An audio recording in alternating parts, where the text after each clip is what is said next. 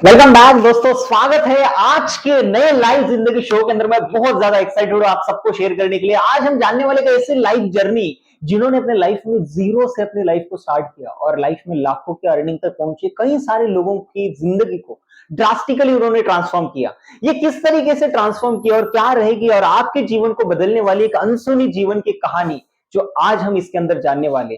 बहुत सारे लोग मेरे से पूछते हैं कि सर लाइफ में कई बार हम आगे बढ़ना चाहते हैं लेकिन जो छोटी छोटी जो लाइफ में आने वाली जो दिक्कत है वो कहीं ना कहीं हमें आगे बढ़ने से रुका देती है। तो यही कारण है, ये जो जर्नी है या आज की जो स्टोरी है ना, लाइफ जर्नी, ये अनसुनी कहानी है जो मैं आपके साथ शेयर करने वाला हूँ। ये बहुत ही एक इंटरेस्टिंग, ये आज का ये पॉडकास्ट होने वाला है जो आपकी जिंदगी को बहुत ज्यादा हेल्प करेगा। तो मैं चाहूंगा इसको बहुत ध्यान से देखिए। और आज हमारे जो गेस्ट है वो है मिस्टर राम कुमार सर, जिन्होंने इंश्योरेंस सेक्टर के अंदर अपनी लाइफ को ड्रास्टिकली ट्रांसफॉर्म किया और उनके साथ साथ उन्होंने बहुत सारे लोगों के जीवन को भी उन्होंने परिवर्तन किया। ये किस तरीके से किया, क्या किया उन्होंने और कैसे उनके जीवन की शुरुआत हुई, ये सारे सवालों के जवाब उनसे आज हम जानने वाले हैं।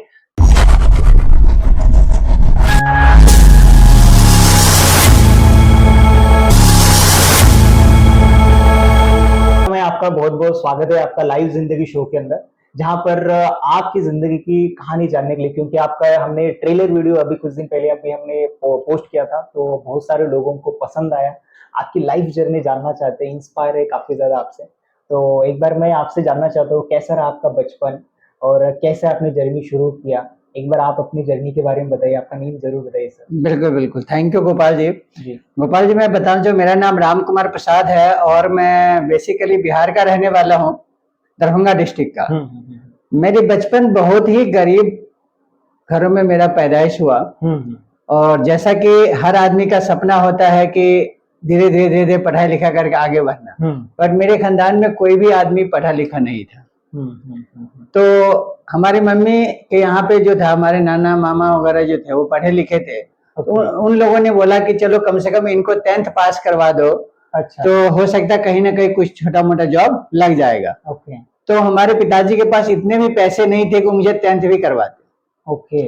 हमारे मामा और नाना जी कुछ कुछ पैसे हमारे मम्मी को सहयोग करते रहे और जिससे कि हमारा 10th तक का पढ़ाई लिखाई हुआ। प्राइमरी स्कूल हम अपने गांव से किए। अच्छा। इसके बाद हमारे गांव से 7-8 किलोमीटर की दूरी पे एक जगह है जहाँ पे मैंने हाई स्कूल पास किया। कितने ब्रदर सिस्टर कितने थे? मेरे एक छोटा भाई है और अच्छा। मेरे से बाद मेरी एक दीदी है। अच्छा अच्छा। हाँ, सबकी शादी हो चुकी है, सबके बच्चे भी अब बड़े हो चुके हैं। तो आप ही बड़े थे फैमिली में? फैमिली में मैं सेकंड नंबर पे था। मेरी बहन जो दीदी वो बड़ी थी और उसके बाद मैं था। तो हम लोगों के यहाँ पे पान का खेती हुआ करता था और हम लोग पढ़ाई लिखाई के बाद चले जाते थे पान की खेती करने के लिए। अच्छा। और खेत में भी हम काम किया करते थे। और उसके बाद 10th के बाद और ज्यादा पढ़ाई लिखाई करने के लिए फादर अलाउ नहीं करते, क्योंकि उस समय पैसा, छोटा पैसा लगा, लेकिन वो भी उनके पास नहीं था। सही बात है। तो उनको ऐसा लगा कि मैंने 10th कर लिया तो ठीक ठाक पढ़ाई कर लिया। और हमारे मेरे भाई थे, उन्होंने बोला कि 10th करने के बाद हमारी हाइट अच्छी थी तो तुम फौज के लिए ट्राई करो। एक दो बार हमने फौज में भर्ती होने के लिए गया लेकिन किसी न किसी वजह से नहीं हो पाया, इंडियन आर्मी के लिए। हाँ। अच्छा। तो फिर उन्होंने बोला कि ITI कर लो।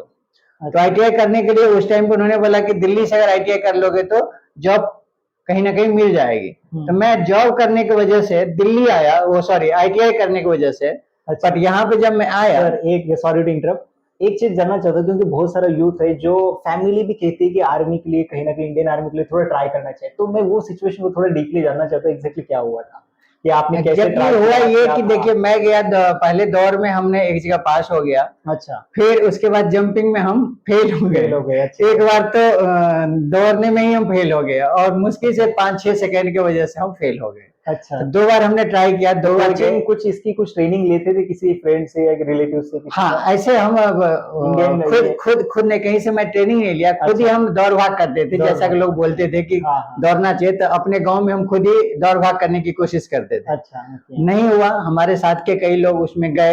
अच्छा। और फिर हम दिल्ली आ गए ITI करने के लिए। ITI में ऐसा हुआ कि हम लेट से आए थे तो मेरा एडमिशन नहीं हो पाया।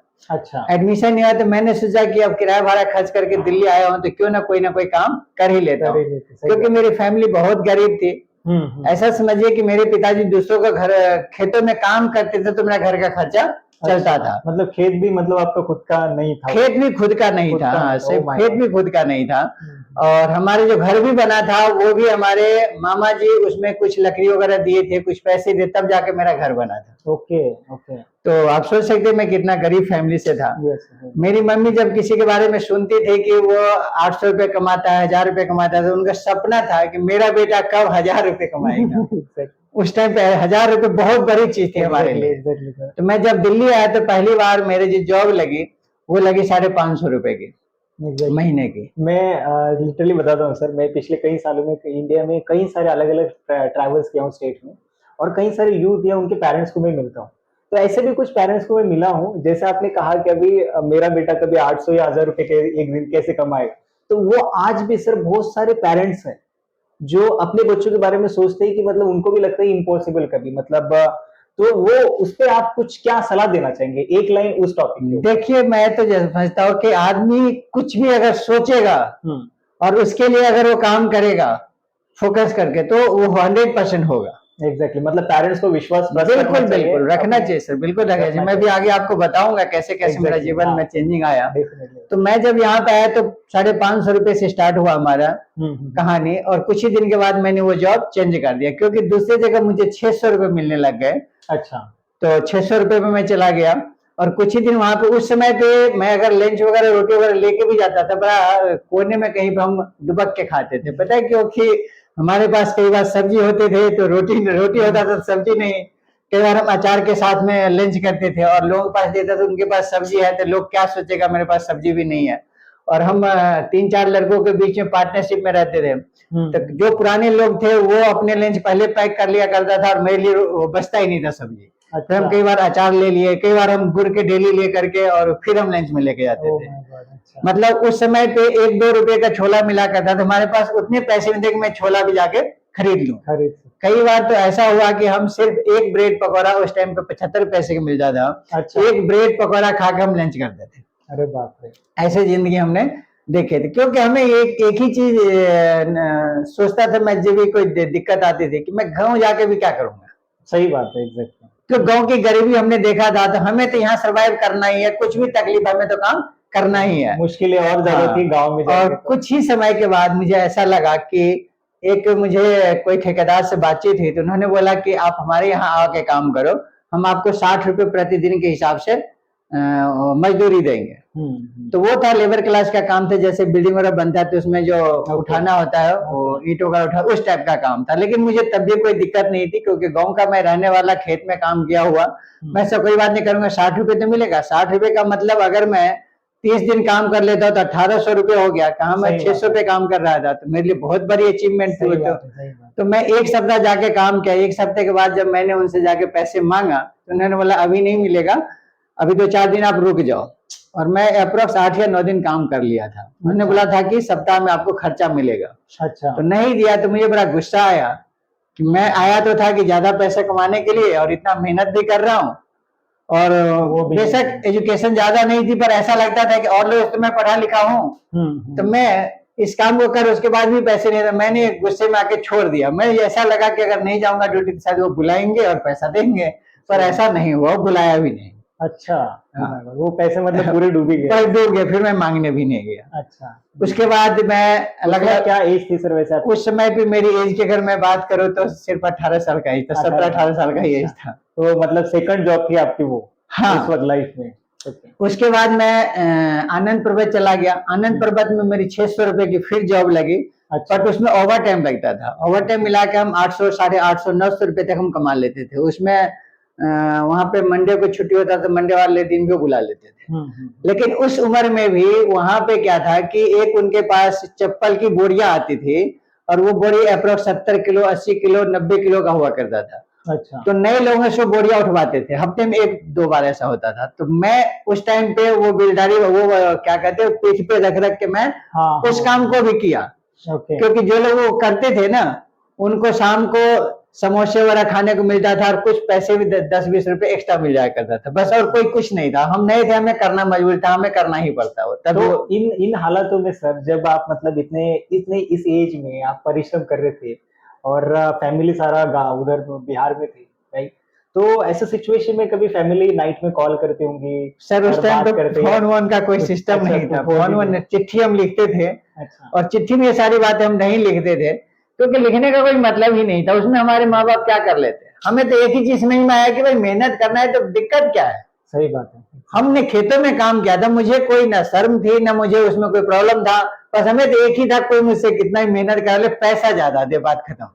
कितने टाइम ड्यूटी करा रहा है उससे कोई मतलब नहीं। हम लोग 12 घंटा ड्यूटी करने के बाद भी रात में काम करते थे। अच्छा। जैसे फैक्ट्री का कुछ काम होता था तो घर पे ले आकर हम पीस सेट पे करते थे 2 घंटा 3 घंटा, रात के कभी 12 बजे 1 बजे सोते थे, और उसमें हमारा 10-15 रुपए का एक्स्ट्रा हम काम कर ले, बस इतना ही था। ओह माय गॉड, मतलब आप 10-15 रुपए के लिए आप एक्स्ट्रा हाँ, 2-3 घंटा एक्स्ट्रा। हमें टाइम कितना लग रहा है ये कोई मैंने नहीं रखता, हमें कुछ तो एक्स्ट्रा आएगा ना। सही बात है, क्योंकि गरीबी इतनी देखे हुए थे कि हमारे टाइम कोई मैंने नहीं रखता था उस टाइम पे। फिर धीरे धीरे चीजें चेंज हुई, अलग अलग जगह पे नौकरी किया। उसके बाद एक बार ऐसा मौका आया, तो ये सर एक और थोड़ा पीछे जाता हूँ, वो जो ड्यूरेशन था आपका 17-18 साल पे, और यहाँ पर मतलब कोई रिलेटिव्स वगैरह कोई रहते नहीं थे? रिलेटिव्स हमारे थे लेकिन उनसे कोई ज्यादा ताल्लुकात हमारे नहीं थे, क्योंकि सिंपल सी देखिए गरीब लोगों को कोई सपोर्ट नहीं करना चाहता, मुश्किल हालातों में। लेकिन मैं ये नहीं कहूंगा कि किसने सपोर्ट नहीं किया, अगर नहीं कर रहा तो मैं दिल्ली भी नहीं आता। सही बात है। मेरे एक चाचा थे, वो मेरे को दिल्ली लेकर के आए थे और उन्होंने ही बोला था कि मैं कहीं ना कहीं इनको एडमिशन करवा दूंगा, वो नहीं हो पाया। फिर हमारे एक रिलेटिव थे, तो वो कभी कभार हम उनके घर जाया करते, तो वो लोग हमें भरोसा देते थे कि कोई बात नहीं, जॉब लग जाएगी, कोई बात नहीं, बढ़िया जॉब भी लगेगा। इस तरीके से चलता रहा। बाद में ऐसा हुआ कि मैंने ओपन से 12th किया था। अच्छा। हाँ। कई बार मन हुआ कि गांव जाके मैं फिर से पढ़ाई शुरू करूं, लेकिन फिर सोचते थे फिर पिताजी पैसे नहीं देंगे, कहाँ से लाएंगे, इतनी गरीबी है, तो चलो कोई बात नहीं, पढ़ाई को जब हम कुछ काम ही कर लेते थे। काम करते करते ही वो बहुत दिनों के बाद मेरे मन में आया कि 12th करना चाहिए, और फिर हमने ओपन से यहीं पे 12th किया। अच्छा, ओके। तो इस तरीके से हमारा 12th तक ही हमारा एजुकेशन हो पाया। उसके बाद हमने कभी सोचा भी नहीं आगे और पढ़ाई लिखाई करने के लिए। बीच में मन हुआ भी तो तब तक हमारे ऊपर कई सारी जिम्मेदारी आ चुकी थी।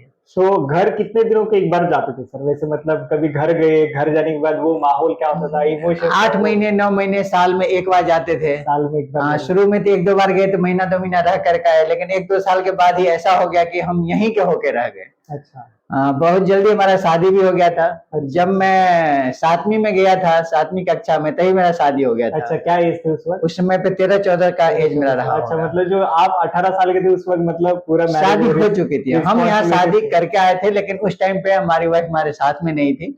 हमारे यहाँ पहले गौना हुआ करता था। अच्छा। मेरा मेरा गौना करीब 7 साल के बाद 92 में हुआ था।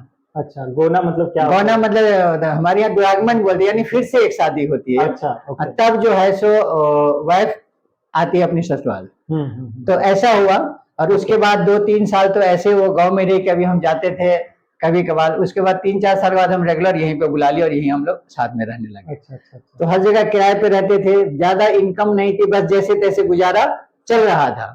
एक बार ऐसा हुआ कि कुछ समय के बाद मैं एक मीटिंग में गया और वहां पे मुझे एक चीज सीखने को मिला कि अगर आपको जिंदगी में कुछ बड़ा करना है तो जॉब की माइंडसेट से हटना पड़ेगा।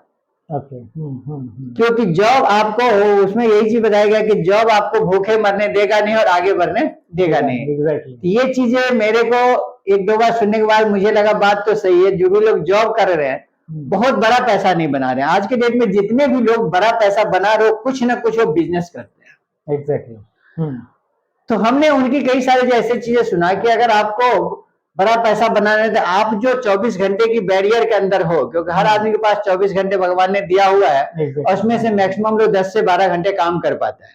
उन्होंने बोला आज अमीर वो लोग हैं जिनके लिए बहुत सारे घंटे काम हो रहे हैं। यानी कि या तो आप किसी के टाइम को खरीद लो, या तो फिर आप एक टीम बनाओ जो आपके लिए, उनके वजह से आपके पास भी कुछ इनकम आ रहा हो।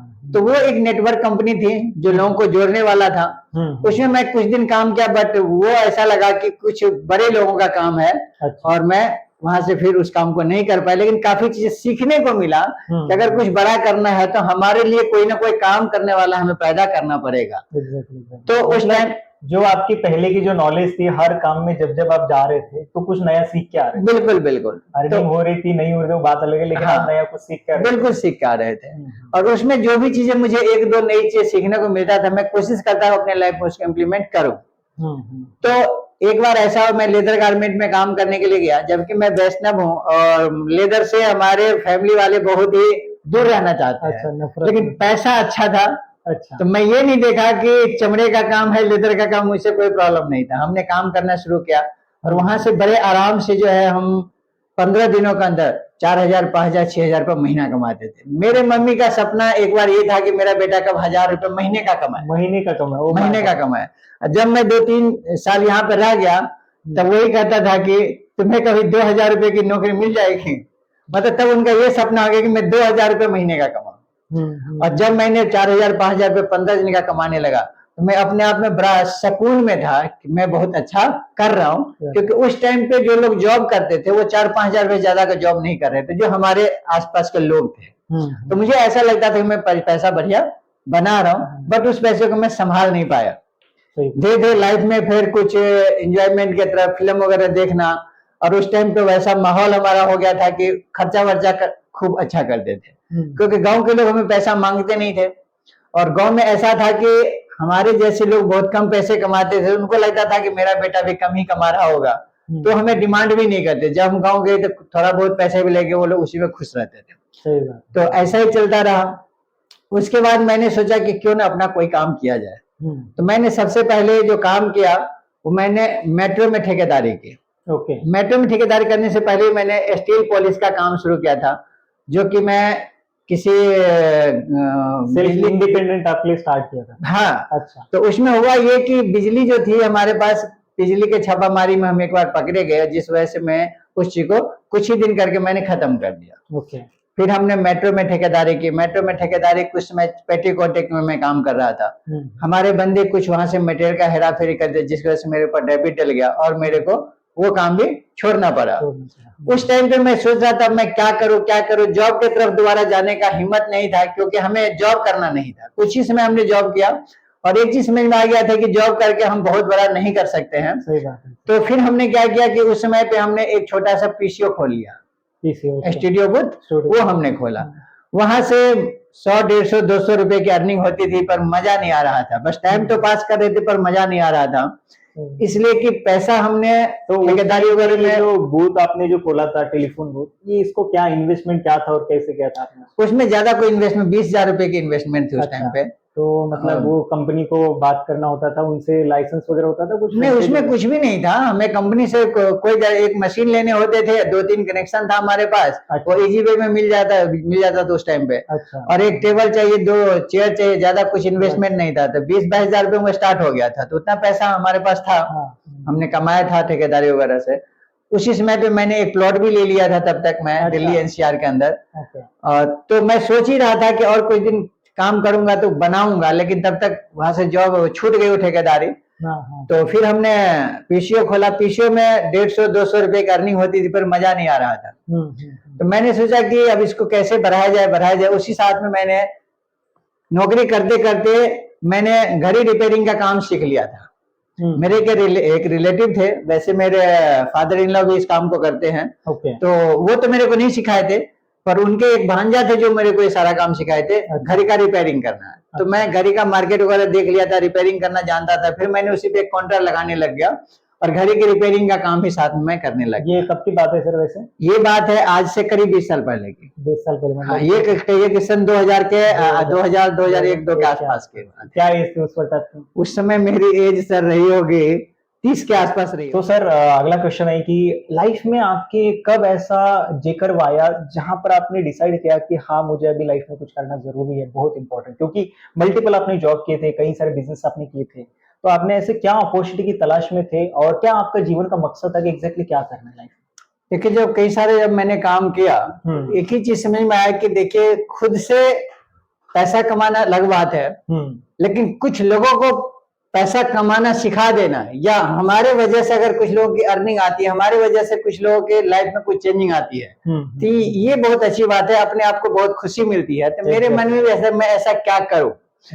तो ये सब करते करते फिर मैंने जब LIC का एक ऐड देखा था, मैंने उसको जब समझा तो एक चीज समझ में आया कि सबसे पहली बात तो एक समाज एकदम अच्छा काम करते, लोगों को पैसे बचाने के बारे में लोगों को एडवाइस दे सकता हूँ।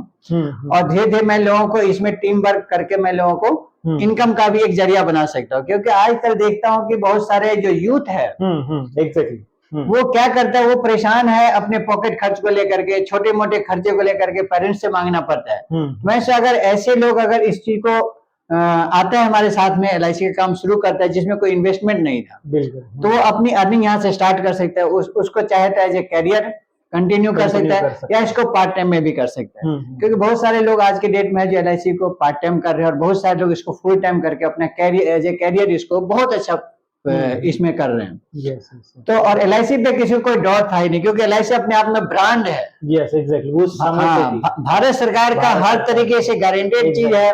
तो आज तक किसी ने मुझे ये नहीं बताया कि मैं LIC में क्यों करूं या LIC के बारे में किसी तरह कोई शिकायत मुझे नहीं मिला। सही बात है, एग्जैक्टली। तो हम लोगों ने फिर जब सोचा कि क्यों ना, जब हमने LIC का ऐड देखा, मैं LIC के बारे में जानने की कोशिश की, तो पता लगा कि वहां पे एडवाइजर के लिए वो भर्ती चल रही थी। मैंने भी एग्जाम दिया, उस समय पे 20 दिन का ट्रेनिंग हुआ करता था।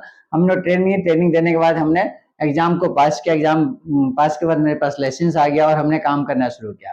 अब मेरे साथ दिक्कत ये थी कि मैं बहुत ही शर्मीले टाइप का आदमी था। अच्छा, हाँ। शुरू से मेरा नेचर ये रहा कि किसी से बातें नहीं करना, अगर कोई रिश्तेदार घर में आ जाए तो हम खुद ही साइड हो जाते थे। ओके, तो इस टाइप का था। मैं लाइसेंस ले तो लिया, लेकिन मैं किसको जाके बताऊं, सही बात है, कौन लेगा।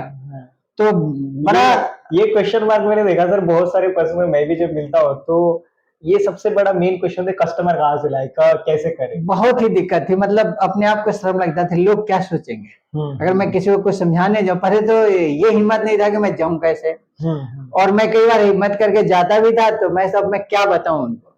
हाँ। तो हमारे DO साहब, मैं थैंक्स कहना चाहूंगा, मुझे RC प्रसाद जी हमारे डेवलपमेंट ऑफिसर उस समय पे थे। ओके। तो उन्होंने मेरे को बताया क्या कि देखो, अगर आपको इसमें कामयाब होना है तो आपको कुछ ट्रेनिंग्स वगैरह लेने पड़ेंगे। मैंने उस टाइम पे ट्रेनिंग्स लिया। उस समय 6,500 रुपए 3 दिन का ट्रेनिंग का फीस था। मेरे 6,500 रुपए बहुत बड़ी अमाउंट थी ट्रेनिंग के नाम पे। ओके। लेकिन उसके बावजूद मैंने हाँ कह दिया था। मैं गया और ट्रेनिंग लेने के बाद जो मैं काम करना शुरू किया, वहां से एक चीज मेरे को समझ में आई जो मैं आपके ऑडियंस को बताना भी चाहूंगा। अब तक तो मैं ऐसा सोचता था कि शायद मैं अपने फायदे के लिए इस काम को कर रहा हूँ। ओके। लेकिन वहां जाने के बाद मुझे एक चीज समझ आई कि मैं अपने फायदे के हर आदमी काम करता है। बिल्कुल। लेकिन सोच के देखिए, जब भी कोई आदमी का इंश्योरेंस होता है और उसके घर का जो कमाने वाला मुखिया है, जो मेन आदमी जो अर्निंग करता है, अगर उनकी डेथ हो जाती है तो हर आदमी, उनके जो रिलेटिव्स हैं, उनके जो आसपास वाले लोग हैं, उनसे दूरियां बनाने लग जाते। क्यों? कहीं ये कुछ पैसा न मांग रहे, किसी तरह का हेल्प न मांग रहे, क्योंकि इसे कमाने वाला अब नहीं। कई सारे सिचुएशंस लाइफ में बिल्कुल होता है। और ऐसी स्थिति में एक इंश्योरेंस एडवाइजर ही है जो उनको जा करके वो डेथ क्लेम का जो पेमेंट होता है दिलवाता है। तो ये मुझे उस समय पे बहुत अच्छा लगा। और मैं किसी के घर में जब कमाने वाला नहीं हूँ और मैं जाकर के क्लेम देता हूँ उस समय पे, तो उस फैमिली के लिए समझिए हम एक भगवान का दूत बन के जाते हैं। बिल्कुल। तो मुझे लगा कि ये काम बहुत ही नेक का काम है। और किसी भी फैमिली में अगर भगवान ना करे ऐसा आए, लेकिन ऐसा आने के बाद आना तो है। देखिए, जीवन है तो मृत्यु है, जो जन्म लिया वो मरेगा। हो गए, बिल्कुल। तो वो अलग बात है कि जब किसी के घर में होती, उसी को पता चलता है उस घर की क्या हालात होती है। बिल्कुल। उसका सारा लाइफ स्टाइल खत्म हो जाता है, उसके सारे सपने खत्म हो जाते हैं। फिर मजबूरी होती है, उनके बच्चे को कुछ न कुछ गलत कदम उठाना पड़ जाता है। सही बात है। तो ये सारी चीजें मेरे दिमाग में आई कि नहीं, ये तो बहुत नेक का काम है। और मैं तो कहता हूँ कि कभी कभी तो ऐसा भी होता है कि लोग गलत जगह पे पैसा इन्वेस्ट कर लेते हैं, पता ही नहीं तो करना कहाँ पे है। कुछ समय करने बाद पता चलता है कि पैसे टाइम पे उसको मिल ही नहीं रहा है। तो बहुत सारे लोगों को आज मैं जानता हूं जो उस समय पे कहते मैं नहीं कर पाऊंगा, कौन चलाएगा 15 साल 20 साल की पॉलिसी, बहुत लंबे समय का। मेरे पास तो पैसा खाने से नहीं बचता था। घर घर जाकर हम लोगों को समझाते थे, कोई बात नहीं, अलग अलग तरीके से लोगों को समझाते थे, कोई बात आप शुरू तो करो, आप बचाना चाहोगे धीरे धीरे सब कुछ हो जाएगा। सोच के देखिए, अगर एक बच्चा आपका पैदा और हो जाता है, क्या आप नहीं खिलाते ना? समझ लो LIC भी एक बच्चा है, इसको मैं थोड़ा थोड़ा करके इसको भी खर्चा निकालना है। इस जैसे लोगों को 500 रुपया महीना, 400 रुपया महीना, 1000 रुपये महीने करके लोगों को हमने बचत की आदत डलवाई। आज वही लोग, किसी को 12 साल हो गया, किसी को 15 साल हो गया, किसी को 16 साल हो गया, जब उसको पैसे मिलता है तो वही कहते हैं सर आपने अच्छा किया था। वाह। आप अगर उस टाइम पे अगर मेरे को ये जबरदस्ती नहीं करते, अगर आप मेरे को आप ये समझाते नहीं, तो मैं ये पैसा नहीं बचा पाता। और एक बार तो ऐसा हुआ कि एक आदमी अच्छा पैसा बना रहा था, बहुत अच्छा पैसा बना रहा था अपने बिजनेस में। ओके। उसने 5 साल करीब पॉलिसी चलाने के बाद उसके साथ कुछ दिक्कतें आई और पॉलिसी को बंद कर दिया। अच्छा। उसका बिजनेस किसी वजह से दिल्ली में सीलिंग वगैरह हुआ था और वो सारे के सारा काम उसका बंद हो गया, उसने वो पॉलिसी को भी बंद कर दिया। 1 साल तक मैंने कोशिश किया कि पॉलिसी फिर से रिवाइव हो जाए, चालू करा, लेकिन वो चालू नहीं करा पाया। 5-6 साल के बाद मुझे कहता है, 5 साल तो चला था, 1 साल बाद मुझे कहता है कि मुझे पॉलिसी का पैसा दिलवा दो। अच्छा। मैंने जब पैसे उनको दिलवाया तो पैसे उनको थोड़े कम मिले। कम मिले, वो मेरे पे बहुत नाराज हो गया कि आप तो कहते थे LIC इतना बढ़िया है, ऐसा है वैसा है, और मेरे को तो जितना मैंने जमा किया उसमें से भी पैसे मेरे को कम मिला। तो देखिए सिंपल सी बात है, LIC का जो है, LIC में अगर कंटिन्यू पूरा चले तब जाकर के उसका एक्चुअल बेनिफिट मिलता है। अगर आप बीच में किसी वजह से सरेंडर करते हैं, बीच में बंद करते हैं, तो इसमें बहुत सारे खर्चे कर जाते हैं। बिल्कुल बिल्कुल बिल्कुल। फिक्स कवर चार्जेस होता है, एजेंट्स को कमीशन गया होता है, स्टाफ का खर्चा, कई सारे खर्चा होते हैं जो कर जाते हैं। बिल्कुल। तो उनको पैसे कम मिले थे, वो बहुत नाराज थे। तो मेरे को बोले कि मैं तो आज के बाद कभी इस तरह का काम नहीं करूंगा। ओके। नाराज हो गए। तो थोड़ी सी तकलीफ मुझे भी, उनको मैंने पूरा बोलने दिया। फिर मैंने बोला एक चीज बताइए, जिस टाइम पे आपने मेरे को ये पॉलिसी करवाया था तो आपकी इनकम कितनी थी? तो उस टाइम पे उनकी इनकम अप्रोक्स 60-65 हजार रुपये महीने की थी। अच्छा। हाँ, और मेरे को 30 हजार रुपये साल का भरते थे। अच्छा अच्छा। तो उन्होंने बोला कि क्यों, उससे क्या करना है आपको? मैं तो उससे है करना, इसलिए तो पूछ रहा हूँ। मैं उस समय पे 2000-2500 रुपये पर डे का कमाता था। मैं तो इसका मतलब ये हो कि 60-70 हजार रुपये महीना आप कमाते थे। हाँ, बोला बिल्कुल सही बात है। हमने बोला मेरे को जो आप प्रीमियम देते थे वो आपके पूरे महीने का अप्रोक्स 15 दिन का पैसा था जो आप पूरे साल में देते थे। बिल्कुल सही बात है। बिल्कुल बिल्कुल बिल्कुल। अब वो मेरे को उन्होंने ये कहा था कि अगर ये पैसा मैं के और रख दिया होता तो मेरे को बहुत पैसा बढ़ करके मिल गया होता। मैंने तो गलत के डिसीजन ले लिया कि मैंने LIC में इसको आपके कहने पे लगा दिया। अच्छा। मैंने ठीक है, सोच के देखिए, अगर ये पैसा नहीं होता मेरे पास तो ये कहाँ होता? मार्केट में होता, जहां पे बाकी के 350 दिनों का पैसा गया हुआ है। सही बात है, एग्जैक्टली। 15 दिन का ही तो LIC में था, बाकी के 350 दिनों का तो मार्केट में कहीं ना कहीं था। वो सारे पैसे कहाँ पे है? वो कहाँ इन्वेस्ट किया? हाँ, तो उन्होंने बोला कि वो तो मेरा बिजनेस डूब गया, ऐसा हो गया वैसा हो गया, वो सब तो कुछ रहा नहीं। मतलब ये भी 15 दिन का उसी में घुस गया था। ये माय डियर फ्रेंड्स, मैं आपको बताना चाहता हूँ, सर ने बहुत इंपॉर्टेंट पॉइंट बताया, क्योंकि ये बहुत सारे लोगों का सर सेम डाउट होता है। कई बार क्या होता है ना कि अननेसेसरी कहीं ना कहीं चीजें लाइफ में, पैसे कहीं ना कहीं डूब जाते हैं, उसको ना वो इग्नोर कर देते हैं। लेकिन किसी पर्सन की वजह से, किसी पर्सन ने आपको लाइफ में कुछ अच्छा करना चाहता है, लेकिन आपकी कुछ ना कुछ मजबूरी है जिसकी वजह से आप फाइनेंशियली वो पैसे रिटर्न लेना चाहते हैं, तो थोड़ा बहुत अगर ऊपर नीचे हो गया तो उस बात को हमेशा इंटायर लाइफ उस पर्सन के साथ रिलेशन खराब करके बैठ जाते हैं। तो ये बहुत जरूरी है जो सर ने चीजें बताया। आई होप मैं, अगर आपको चीजें समझ में आती तो फिर से वीडियो को एक बार पीछे जाइए, जरूर इस पॉइंट को समझिए सर ने क्या चीज एक्सप्लेन की है आपके साथ। जी sir, I am sorry for that. तो मैंने उनको बताया कि देखिए मेरे वजह से, मेरे की समझाने की वजह से इसको आप सही समझिए, गलत समझिए, कि ये 15 दिन का पैसा आज आपका बचा हुआ है। सही बात है। नहीं होता यहाँ तो क्या होता है, ये भी जहाँ पे बाकी के 350 दिनों का पैसा का वहीं गया होता, आज आप जीरो होते। बट आज यहाँ पे है तो कुछ तो आपको मिला, बेशक थोड़ा कम मिला तो सही। इन्होंने फिर इस बात को, उनको एहसास हुआ कि बात तो सही है, सही बात है, ये भी नहीं होता तो ये भी चला गया होता। और उस पैसे से उन्होंने छोले भटूरे का काम शुरू किया, छोले भटूरे का रेडी लगाना शुरू किया उन्होंने ग्रेटर कैलाश के अंदर। अच्छा। और आज के डेट में वो 4-5 हजार रुपये पर डे का कमाते हैं। Great great great sir. और मैंने आज भी उनका पॉलिसी कर रखा हूँ। अब उनको लगता है कि नहीं, LIC से बेहतर कुछ नहीं है। LIC है तो भरोसा है, कहते हैं हमारा LIC का तो टैग है, LIC है तो भरोसा है। तो मुझे बड़ा सुकून होता है कभी कभी, ऐसे बहुत सारे डेथ क्लेम है जो मैंने सेटल किया है। और बहुत अच्छा लगता है जब मैं उनको डेथ क्लेम का पैसा देता हूँ, जहाँ पे सारे लोग, उनके जो रिश्तेदार होते हैं वो किसी भी तरह का मदद नहीं करते, लेकिन मैं जब LIC से उनको पैसे दिलाता हूँ तो बड़ा सुकून होता है कि थैंक गॉड कि मेरे को ये चीज समझ में आया कि मैं कुछ लोगों को समझा पा रहा हूँ। आज की डेट में हजारों लोग हैं जिनको मैं पॉलिसी किया हुआ है, और कुछ लोग तो बहुत ही खुश है इन चीजों से। कुछ ऐसे भी पर्सन थे सर जो आपकी टीम का पार्ट रहे, उनकी लाइफ पे कुछ अचीवमेंट रही, कुछ आपको मतलब आप उनकी जीवन में परिवर्तन आपकी वजह से आया? कई सारे लोग हैं देखिए। अच्छा। जब मैंने स्टार्ट किया तो मेरा ध्येय कभी भी ये नहीं रहता है कि सिर्फ मेरा बेनिफिट है, मेरा ध्येय रहता है कि मेरे वजह से और किस किस का क्या क्या फायदा हो सकता है। एग्जैक्टली। तो ऐसे कई सारे लोग हैं जो परेशान थे, मेरे पास आए, मेरे कहने से, मेरे आइडिया से कुछ काम किया, और जो छोटी मोटी जॉब करते थे आज वो लोग भी बड़े आराम से, कुछ लोग तो लाखों रुपए महीने कमा रहे, कुछ लोग तो लाख से भी ज्यादा महीने के कमाते हैं। सही बात है, एग्जैक्टली। और मैं भी बताऊं, मैंने भी कभी ये नहीं सोचा था अपने लाइफ में कि मैं भी इतना ग्रो कर जाऊंगा। लेकिन LIC में आने के बाद जब लोगों से, अलग अलग लोगों से मिला, अलग अलग मैंने ट्रेनिंग्स में गया, अलग अलग चीजों को जब मैं समझा, तो धीरे धीरे धीरे धीरे करके मेरे अंदर भी काफी ग्रोथ है। मैंने कभी जीवन में सोचा भी नहीं था कि मैं भी कभी मोटरसाइकिल खरीद पाऊंगा, जब तक मैं जॉब करता था। ओके। वो कब मेरे लाइफ में 2 व्हीलर आ गया, कब 4 व्हीलर आ गया, मुझे पता भी नहीं चला। राइट। और अब तो लाखों रुपए की इनकम करना और 4 व्हीलर, ये सब एक आम सी बात लगती है कि कोई भी आदमी अगर 3-4 साल 5 साल मेहनत कर ले तो ये सब बड़े आसान चीज हो गया आज के डेट में। पहले ऐसा टेक्नोलॉजी नहीं था, पहले के समय में ऐसा। एक क्वेश्चन मैं आपसे करना चाहूंगा जी। मैं बहुत ज्यादा एक्साइटेड हूँ। आप जब जॉब करते थे और आपने जॉब को जब छोड़ के आपने जब फर्स्ट अपना बिजनेस या सेल्फ इंडिपेंडेंटली आपने जो भी कुछ स्टार्ट किया था, और उससे जो फर्स्ट इनकम आपके पास आई थी, वो जो भी कुछ XYZ अर्निंग रही, उस वक्त आपकी क्या फीलिंग थी? सर मैं आपको बताऊं कि जब मैंने अपना काम शुरू किया ना, अर्निंग बहुत कम थे।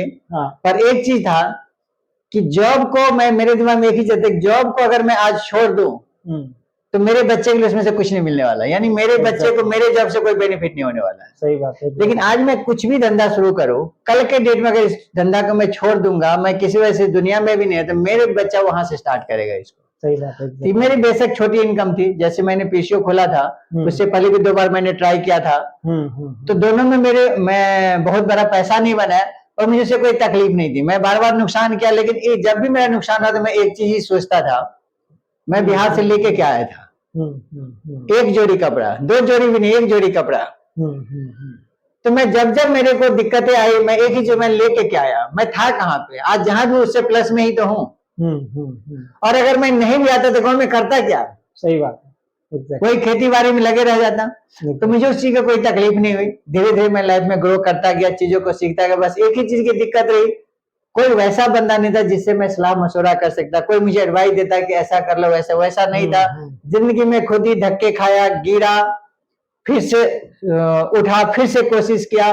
बस एक ही चीज था कि मैं किसी न किसी आदमी के टच में, कामयाब लोगों के टच में रहना पसंद करता था। मेरी शुरू से आदत थी, जो मैंने कहीं से सीखा हुआ था, समझा हुआ था, कि जैसा बनना है वैसे लोगों के बीच में रहो। सही बात है, एग्जैक्टली। तो वहां से काफी चीजें बहुत ज्यादा मैटर करती है लाइफ में। तो मैं उस समय पे ऐसे जो लोग पहले से कामयाब थे उनके साथ मिलना जुलना, उनसे चीजें बार बार पूछना। हालांकि मैं उस लेवल पे कर नहीं पा रहा था, लेकिन मैं कोशिश हमेशा करता रहा। हम कभी भी ये नहीं देखते कि मेरा टाइम कितना लग रहा है, मैं ये देखता था मैंने पाया क्या। बेशक मेरा टाइम ज्यादा लगा, बेशक मेरे जिन लोगों ने महीने में किया, मैं 2 महीने में किया, कुछ तो किया। सही बात है। तो मुझे जब कुछ मेरे अंदर अचीवमेंट आई, अंदर से बड़ा खुशी मिलती थी कि चलो अब कुछ हम आगे बढ़े, अब कुछ हमारे पास अचीवमेंट आया। ऐसे करते करते मैंने यहीं से खुद से कमा करके पहला एक घर बनाया। वो घर मैंने फिर अपने दीदी को दे दिया, उनके पास भी नहीं था। फिर उसमें से कुछ पैसे मुझे मिले, उसके बाद मैंने फिर दूसरा लिया, फिर वहीं पे बगल में मैंने और ले लिया। इस तरह से ही मैंने एक ही जगह लगातार 2 बार प्रॉपर्टी लिया, जहाँ पे मैं अभी रह रहा हूँ। उसके बाद मैंने एक जगह और एक प्रॉपर्टी बनाया, और ये घर पे घर बनाया। दोनों बच्चे हमारे पढ़ लिख चुके हैं।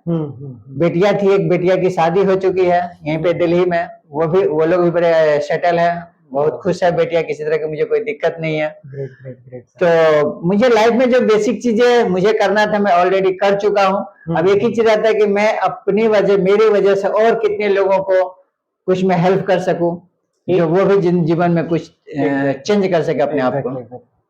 सर इसमें एक क्वेश्चन मैं आपसे काफी क्यूरियस हूँ मैं जानने के लिए, जब फर्स्ट टाइम आप जब अर्निंग, क्योंकि काफी सारा स्ट्रगल रहा, जॉब करते थे, बिजनेस मल्टीपल आपने ट्राई किए, तो इस जर्नी के अंदर जब पेरेंट्स को पता चला कि आप XYZ अमाउंट आप अर्न करें पर मंथली, और आपने कुछ अमाउंट जब उनको दिए या उनको जब पता चला, तो उस वक्त क्या फीलिंग थी या उनकी तरफ से क्या फीडबैक था, वो एक बार? देखिए, मेरे मम्मी पापा आज तक मेरे से पैसे नहीं मांगे। अच्छा। और मैं जब भी कुछ उनको देता था वो चुपचाप रख लेते थे।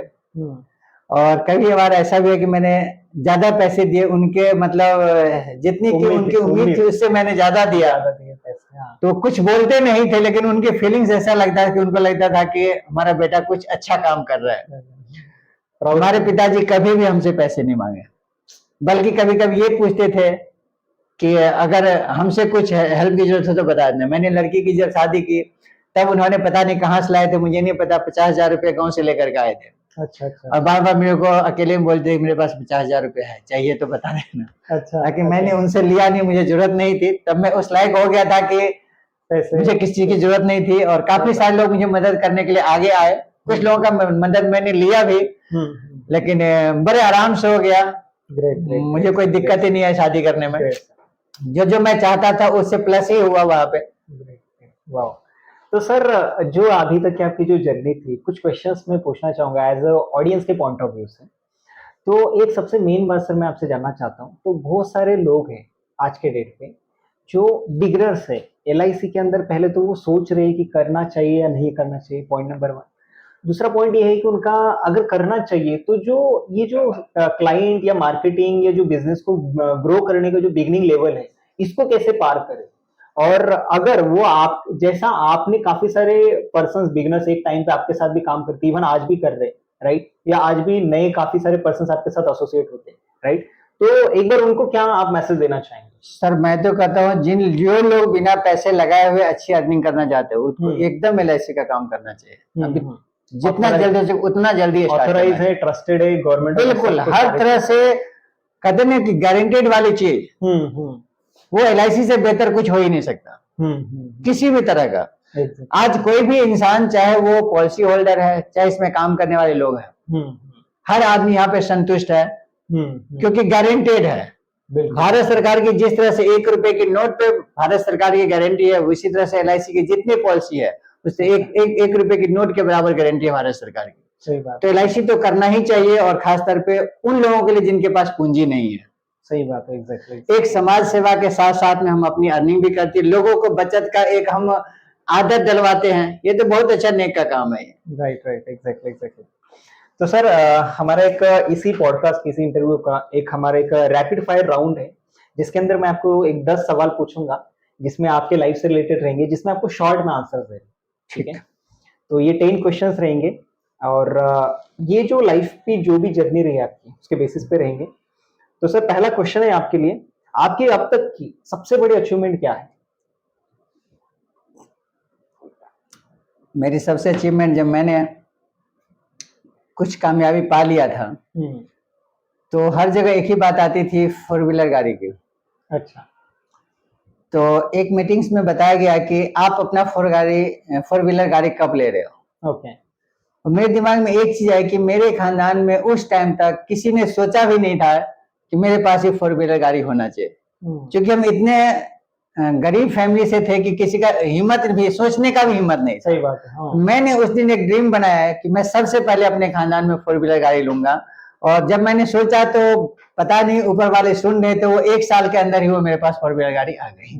Great great great. तो 4 व्हीलर सबसे मेन आपका हाँ, सबसे बड़ी अचीवमेंट। ठीक है, नेक्स्ट क्वेश्चन सर, ऐसा कुछ है जिसका आपको कुछ अफसोस है लाइफ में कि ये मैंने नहीं करना चाहता लेकिन ये मेरे से कुछ गलत हुआ है।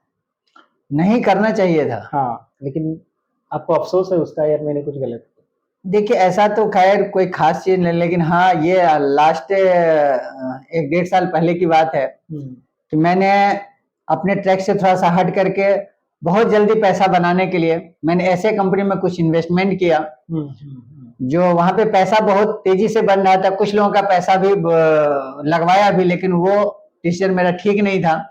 आज उसके वजह से कई लोगों का शिकायत रहता है। हालांकि अपनी तरफ से तो कोशिश ये किया कि हर आदमी जल्दी अर्न करे, बट वैसा हुआ नहीं। और उस बात का मुझे अफसोस है कि मैंने ये गलत किया, नहीं करना चाहिए था। अपना भी नुकसान किया और कुछ लोगों का छोटा मोटा नुकसान हो गया, इस चीज का थोड़ा सा अफसोस है। लेकिन कोई बात नहीं, मैं एक ही चीज समझता हूँ कि हमारी नीयत खराब नहीं थी, हम चाहते थे मैं ग्रो कर रहा हूँ वो भी ग्रो करे। कई बार डिसीजन गलत हो जाता है, उससे मुझे सीखने को मिला। एग्जैक्टली, ये जिंदगी का पार्ट है। मतलब चाह कर आप नहीं किए थे, वो हो गया। वो मेरा कभी ये मन में रहता ही नहीं है यहाँ कि मेरे वजह से किसी का कोई नुकसान हो जाए। बिल्कुल बिल्कुल। नेक्स्ट क्वेश्चन की तरफ हम मूव करते सर। जीवन में आपको अगर ये जो सफलता की राह है, जिस काम से आप सफल हुए हो, अगर ये आपको काम नहीं मिलता तो लाइफ में आप क्या करते? देखिए क्या करते ये तो वक्त बताता, लेकिन कुछ भी करता बेहतर करता, क्योंकि शुरू से हमारे अंदर एक ही चीज था, कुछ अच्छा करना है, मेहनत से पीछे नहीं हटते थे। तो जहां भी होता, जिस लाइन में होता, बेहतर कर रहे होते, 19-20 हो सकता तो हो सकता इससे भी और आगे गए होते, हो सकता इसके आसपास होते, लेकिन जहां भी होता बेहतर कर रहे होते। Great great. Okay, next question की तरफ मूव करते सर। आप जीवन में किस भगवान को सबसे ज्यादा मानते हैं?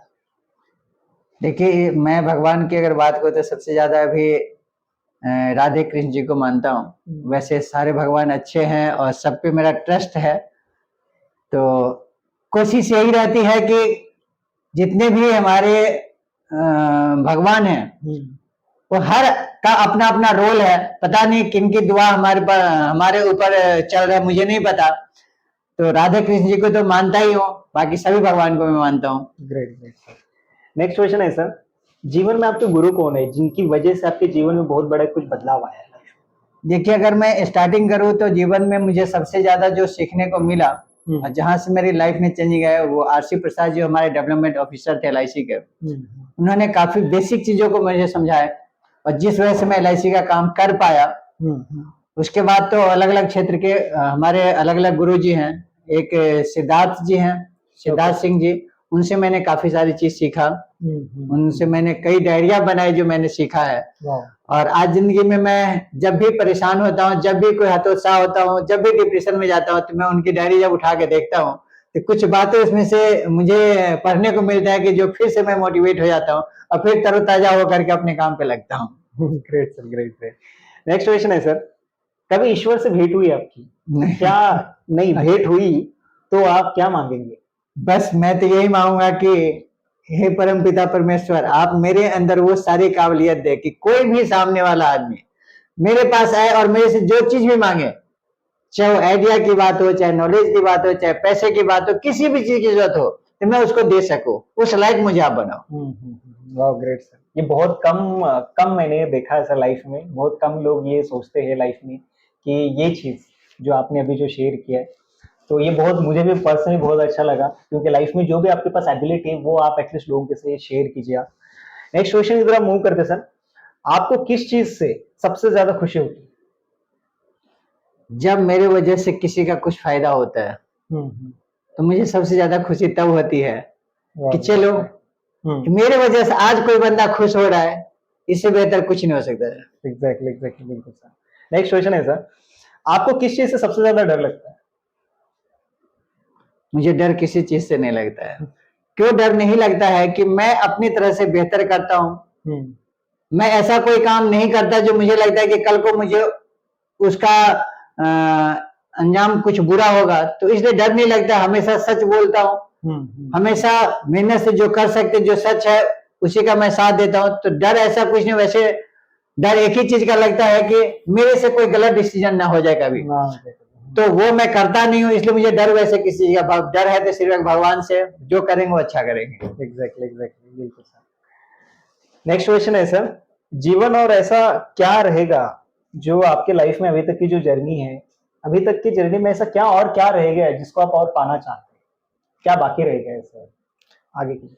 देखिए बाकी अब जो मेरे जिंदगी में बेसिक सारी चीजें मैंने अचीव कर लिया, अब यही है कि मेरे वजह से और कितने लोग अपने लाइफ को चेंज कर सकता है, मैं और समाज के लिए क्या कर सकता हूँ, मैं अपने रिलेटिव्स के लिए क्या कर सकता हूँ, मैं इस देश के लिए क्या कर सकता हूँ, उसके लिए मैं हमेशा प्रयत्न करता रहूंगा और मेरे से जहां तक हो सकेगा मैं लोगों को हेल्प करता रहूंगा। Great sir.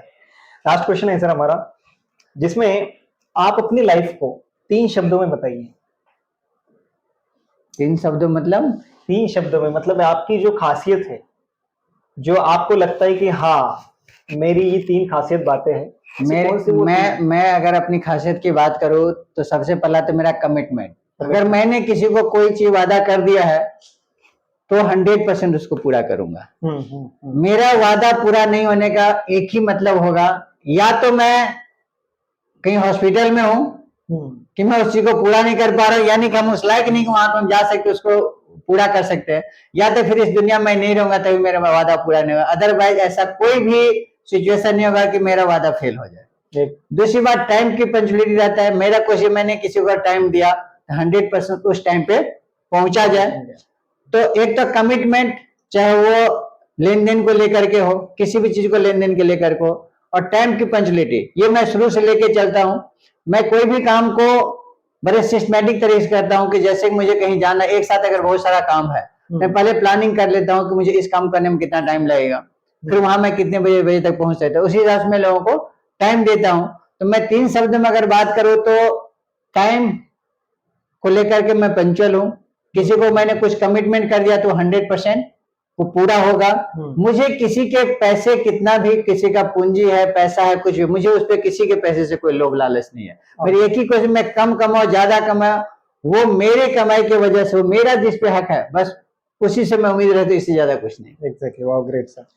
तो जो चीजें आपने बताई सर, वाकई में जो लाइफ में जो आपने एक्सपीरियंस किया है, तो बहुत सारे लोगों के लिए हेल्पफुल रहेगा। लेकिन कुछ क्वेश्चन है, एक दो और जो मैं आपसे पूछना चाहता हूँ इस जर्नी में। तो एक है सर, सबसे मेनली बहुत सारे लोग लाइफ में इंश्योरेंस नहीं कराते। ओके, बहुत सारे लोग नहीं कराते क्योंकि बहुत सारी कुछ चीजें, क्या होता है कि LIC या कोई भी अदर कंपनीज जिनकी तरफ से इंश्योरेंस के बारे में सुना है, तो कुछ सुनी सुनाई बातें, कुछ ना कुछ कान में होते हैं, आधी अधूरी इंफॉर्मेशन होती है। तो ऐसे काफी सारे व्यूवर्स हैं। तो आपने कहा कि जैसे कि LIC जो इम्पोर्टेंट है क्योंकि ऑथराइज है गवर्नमेंट ऑफ इंडिया की तरफ से, तो एक क्वेश्चन व्यूवर्स की तरफ से, LIC क्यों करनी चाहिए? देखिए, LIC करने के बहुत सारे फायदे हैं। सबसे पहली बात कि आज मैं सपोज करिए लाखों रुपए महीने कमा रहा हूँ, पर किसी भी वजह से मेरी अगर डेथ हो जाए, तो सोच के देखिए, जो मैं जो कमा रहा हूँ लाखों रुपए, तो मैं अपने ऊपर कितना खर्च करता है। एक आदमी, नॉर्मल आदमी, अपनी इनकम का मैक्सिमम 20% पैसा अपने ऊपर खर्च करता है। सपोज करिए मैं अगर लाख रुपए महीने कमा रहा हूँ, तो मेरे ऊपर जो खर्चा होता होगा मैक्सिमम 20,000 रुपए। बाकी 80,000 रुपए मैं किसके लिए कमा रहा हूँ? अपने फैमिली के लिए कमा रहा हूँ। अगर मेरे साथ कोई मिसहैपनिंग हो जाए, तो मेरे फैमिली को हर महीने 80,000 रुपए कौन ला के देगा? कोई नहीं ला के देने वाला है। लेकिन अगर मैंने अपने इनकम के हिसाब से, अपने लाइफ वैल्यू के हिसाब से अगर मैंने इंश्योरेंस किया हुआ है, पॉलिसी लिया हुआ है, तो डेफिनेटली वो पैसा हमारे फैमिली को मिलेगा, जिस वजह से मेरे फैमिली को लाइफ स्टाइल में किसी तरह की दिक्कत नहीं आएगी। ये तो हुआ तब जब मेरे साथ कोई मिसहैपनिंग हो जाती है। लेकिन अगर मैं हूं भी, और मैं जितना कमा रहा हूँ सारा पैसा खर्च हो रहा है, कहीं ना कहीं हम इन्वेस्ट ही कर रहे हैं, और एक समय ऐसा आता है खासतौर पर बुढ़ापे में कि मैं कितना भी प्रॉपर्टी बना लूं, उस प्रॉपर्टी पे जो एक समय के बाद हक हो जाता है बच्चों का, और उस टाइम पे बच्चे इमोशनली या जैसे भी, वो बच्चे का कब्जा हो जाता है। और मेरे पास अगर खुद का कोई पैसा नहीं है, तो मैं जिंदगी भर जो हमेशा देने का काम किया, वो फिर हमें उस टाइम पे मांगना पड़ेगा। और बहुत बुरा लगता है। एक कहावत है कि जब आपके सर पे चांदी हो तो जेब में सोना होना चाहिए, यानी कि जब आपके बाल पके हुए हो तो आपके जेब में पैसा होना चाहिए। क्योंकि पूरी जवानी तो बीत जाती है हमें पैसा कमाने में, अपनी जिम्मेदारी को पूरा करने के लिए। और बुढ़ापा एक ऐसा समय आता है जब हमारे नाती पोते होते हैं। सही बात है, एग्जैक्टली। अब उस टाइम पे अगर मेरा जेब खाली हो, अगर वो 50-25 रुपए हमसे मांगे और मैं उनको ना दूं, सही बात है, तो जाहिर सी बात है हमसे दूर रहेंगे, और मुझे भी अच्छा नहीं लगेगा उस टाइम पे। सही बात है, एग्जैक्टली। ठीक है ना? तो हमारे पास जो, अगर किसी ने पॉलिसी में पैसा जमा कर रहा है, तो एक समय पे जब बुढ़ापा के टाइम पे उसको पैसा मिलेगा, तो उस पैसे को अपने हिसाब से यूज कर सकते हैं। वो पैसा दूसरे को मिलेगा भी नहीं। और आज बहुत सारे ऐसे लोग हैं जिनके लिए मैंने आज से 15 साल 18 साल पहले मैंने ये आदत डाला। जब उनको पैसा मिलता है ना बुढ़ापे में, तो उनको, कुछ लोग तो उनकी जब इलाज कोई करना होता है उस समय काम में आता है, या फिर वो आदमी, कई लोग उसको पेंशन में पैसा डलवा लेते हैं, पेंशन में हर महीने कुछ ना कुछ पेंशन के रूप में पैसा लेता है। कहने का मतलब ये है, मेरे साथ कोई मिसहैपनिंग हुई तो मेरे बच्चे के काम आ जाएगा, फैमिली के काम आ जाएगा, जो सबसे ज्यादा जरूरी है। नहीं तो हमारे पैसे हमारे बुढ़ापे में काम आएगा। हर आदमी को कुछ ना कुछ बचत करना चाहिए उन समय के लिए जब मैं पैसा ना कमाऊं, तो पैसा हमारे काम में आए। एग्जैक्टली। इंश्योरेंस तो आज की डेट में हर आदमी को कराना ही चाहिए। और अपनी, मैं तो ये कहूंगा कि मिनिमम अपने अर्निंग का 10% इंश्योरेंस में उनको इन्वेस्ट करना चाहिए। इन्वेस्टमेंट के साथ साथ अपने रिस्क कवर लेना चाहिए। एग्जैक्टली। सर, एक इसके अंदर जो चीजें आपने जो बताई, काफी इंपॉर्टेंट चीजें आपने शेयर की है अभी। एक सेकंड क्वेश्चन अगर मैं पूछूं, काफी सारे जो आज यूथ भी है, या जो बिगिनर्स है, या एजुकेशन कंप्लीट होने के बाद कहीं ना कहीं जॉब्स के अंदर सेटिस्फाइड नहीं है, या ऐसे कुछ हाउसवाइफ्स है जो घर के अंदर है लेकिन वो कुछ करना चाह रहे हैं, राइट? या ऐसे भी कुछ युवा है जो कि रूरल एरियाज में है, जो लाइफ में कुछ करना चाहते हैं, उनके पास वहां पर कुछ बेटर अपॉर्चुनिटीज नहीं है, राइट। और इनको अगर ये एलआईसी में आते हैं तो इनको गाइडेंस सही से नहीं मिल पाती या वो ट्रेनिंग सही से नहीं मिल पाती है, राइट। तो क्या इसके ऊपर आप क्या कहना चाहेंगे और आपकी तरफ से उनको क्या हेल्प हो सकती देखिए, मैं अपनी बात करूं, मेरे पास तो जो भी लोग आएंगे, मैं अपने लाइफ में जो कुछ भी मैंने सीखा है? मैं उनको सिखाऊंगा, मैं उनको वो सारी चीज सिखाऊंगा कि मैंने इस काम को कैसे कैसे किया। और कोई भी आदमी अगर करना चाहेगा तो हर क्षेत्र में हमारे जितने भी एलआईसी का ऑफिस है वहां पे ट्रेनर्स हैं। ओके। वहां पे हमारे जो भी डेवलपमेंट ऑफिसर है वो भी बहुत अच्छा ट्रेनिंग देती है। इसके अलावा एलआईसी अपनी तरफ से भी ट्रेनिंग ऑर्गेनाइज करती है। साथ में बहुत सारे आज के डेट में प्राइवेट ट्रेनर हैं जहाँ पे कुछ पैसे लगते हैं, लेकिन वहां से जो आपको ट्रेनिंग मिलती है। तो डेफिनेटली आदमी चाहे कुछ भी ना सीखा हो, कुछ भी ना जानता हो, अगर वो 2-4 बार ट्रेनिंग में आ जाएगा तो काम करना धीरे धीरे सीख जाएगा। तो करने वालों के लिए कहावत है कि आपको जाना कहाँ वो महत्वपूर्ण है, करना क्या है, कैसे होगा वो बात की बात है, वो अपने आप हो जाता है। सही बात है, एग्जैक्टली। आप क्यों करना ये चीजें क्लियर हो जाए। अगर किसी का ये है कि मुझे कमाना है और एलआईसी में कामयाब होना है या खुद का कुछ काम करना है, तो कैसे करना है, धीरे धीरे सारा कुछ वो रास्ते मिल जाते हैं। एग्जैक्टली। गोपाल जी, एक चीज और मैं आपको बता देना चाहता हूँ, आज के डेट में मार्केट में बहुत सारे कंपनियां हैं, इंश्योरेंस की कंपनियां हैं, लाइफ इंश्योरेंस की कंपनियां हैं, अलग अलग कंपनियों में लोग जा रहे हैं, लेकिन एलआईसी के टक्कर में आज कोई नहीं है। आज मैं बात करूं एलआईसी का, तो आज मार्केट का शेयर की अगर मैं बात करूं तो एलआईसी अकेली जो है कंपनी जो 64% मार्केट एलआईसी करती है। सपोज करिए कि 100 रुपए का धंधा होता है तो उसमें 64 रुपए का धंधा ओनली एलआईसी करती है।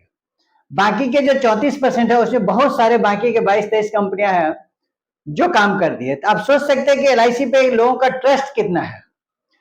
और आज के डेट में अगर बात करो तो एलआईसी के सारे पॉलिसी होल्डर्स के तो 41 करोड़ से भी अधिक आज एलआईसी के पास कस्टमर है, एलआईसी का एलआईसी के पॉलिसी होल्डर्स हैं। 30 करोड़ से भी ज्यादा एलआईसी ने क्लेम सेटल कर चुका है। तो इतना बड़ा ट्रस्ट है एलआईसी का। एलआईसी आप अपने आप में ब्रांड है।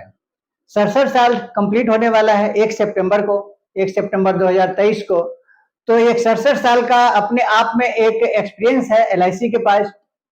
आज बहुत सारे जगह पे लोग, जब मैं जाता हूँ मार्केट्स के अंदर, तो बहुत सारे लोग ये कहते हैं कि कुछ कंपनियां हैं जिसका प्रीमियम कम आते हैं, एलआईसी का प्रीमियम ज्यादा। देखिए, जिसको देना नहीं है, जिसको देते समय में आपको प्रॉब्लम करेगा, तो जाहिर सी बात है आज आपको सस्ते रेट पे चीजें दे देगा। लेकिन एलआईसी में आप 1% भी ऐसा नहीं बता सकते एलआईसी को क्लेम नहीं मिला। एलआईसी देने में विश्वास रखते। कहते हैं ना, एलआईसी का टैग लाइन ही है, एलआईसी है तो भरोसा है। तो एलआईसी अपने आप में भरोसे की चीज है। हर आदमी को एलआईसी में इन्वेस्ट करना चाहिए, एलआईसी से पॉलिसी लेना चाहिए। फैमिली की सिक्योरिटी के लिए हमने पॉलिसी लेते हैं, तो यहाँ पे 100% आपके फैमिली को बेनिफिट्स मिलेगा, इसलिए एलआईसी में लेना चाहिए। आज मैं बात करूँ एलआईसी के अंदर डिफरेंट टाइप का पॉलिसी है। एक 0 साल के बच्चे से लेकर के 60 साल के बुजुर्ग तक के लिए हमारे पास एलआईसी में पॉलिसी है। तो एलआईसी में हर कुछ संभव है और एलआईसी से कभी पैसा मांगना नहीं पड़ता। एलआईसी का पैसा आपको टाइम होते उसी दिन आपके अकाउंट में क्रेडिट हो जाता है। तो आई होप दोस्तों कि सर ने जो भी चीजें बताई ये आपके लाइफ के लिए बहुत ज्यादा इंपॉर्टेंट रहेगी। लाइफ में काफी सारी जर्नी के अंदर हम कहीं ना कहीं छोटे मोटे उलझनों में कहीं ना कहीं फंसे रहते हैं और कहीं ना कहीं चाहते हैं कि जीवन में आगे बढ़े, लेकिन वो जो छोटे छोटे जो उलझने हैं वही होते हैं, इंसान का कहीं ना कहीं स्टक हो जाता है, इंसान आगे नहीं बढ़ पाता। क्योंकि इंसान का जो सोच है, इंसान को जहां तक पहुंचा सकता था पहुंच चुका होता है। उसके आगे अगर बढ़ाना है तो वो आपको नॉलेज होती है जो आपको उसके आगे पहुंचाती है। और वो नॉलेज कैसे मिलेगी? एक एक्सपीरियंस पर्सन से। वो लाइफ के वो अनसुने वो कहानियां, वो स्टोरीज, वो लर्निंग, वो मेथड्स, वो बुक्स, वो ट्रेनिंग्स, वो सारी चीजें लर्न करने के बाद आपकी नॉलेज बढ़ती है, जिसके आगे आपको वो रास्ता दिखता है। राइट? कहते हैं ना कि सामने रखे हुए नोटों का बंडल वो अंधे को भी हाथ छू के वो समझ में आता है, लेकिन इंसान तो वो है, ड्रीमर्स तो वो है जो अनदेखे पैसे भी वो एक विजुलाइज करके उस पैसे को अचीव करना चाहता है, उसको ड्रीमर्स कहते हैं। तो हमें ड्रीमर्स बनना है माय डियर फ्रेंड्स।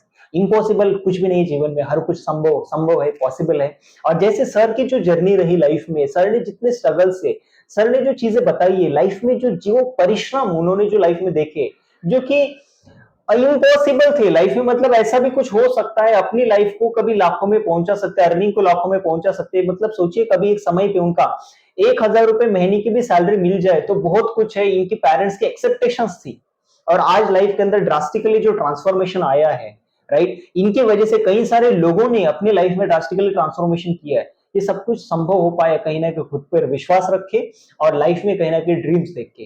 तो ये सब कुछ आपके साथ भी पॉसिबल हो सकता है। इसलिए सीखते रहिए, खुश रहिए, खुशियां बांटते रहिए और सबको जीवन में जितना हो सके उतना ईमानदारी से रहिए। लाइफ में हमेशा सबके लिए कुछ भला सोचिए, अच्छा सोचिए और अपने फैमिली की और सबकी रिस्पेक्ट जरूर कीजिए और खुश रहिए, खुशियां बांटते रहिए, सीखते रहिए। और ज्यादा जानकारी के लिए, ऐसे नॉलेजेबल वीडियोस के लिए आप हमारे ऑफिशियल वेबसाइट पर विजिट कर सकते हैं www.livezindagi.com।